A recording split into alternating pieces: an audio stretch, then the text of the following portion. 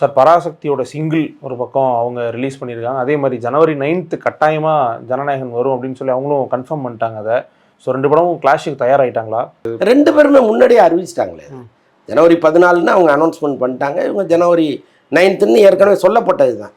மறுபடியும் ஒரு முறை அதை ரீகன்ஃபார்ம் அதை பண்ணியிருக்காங்க. இந்த போஸ்டரில் பார்த்தீங்கன்னா எனக்கு கரூர் சம்பவம் டக்குன்னு ஞாபகத்துக்கு வந்துருச்சு.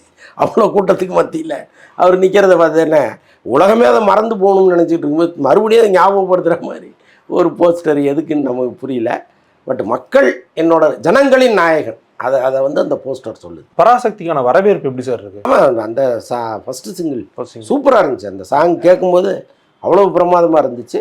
அதுவும் அந்த காஸ்டியூம் அந்த சிவகார்த்திகேயனுது அவங்க லீலா ஸ்ரீலீலா சூப்பராக இருந்துச்சு. 2மே ரொம்ப அழகாக இருக்குது. அந்த படம் அந்த பழைய காலத்து ஹிந்தி எதிர்ப்பு. ஆமாம் சூப்பராக இருந்துச்சு பார்க்குறது.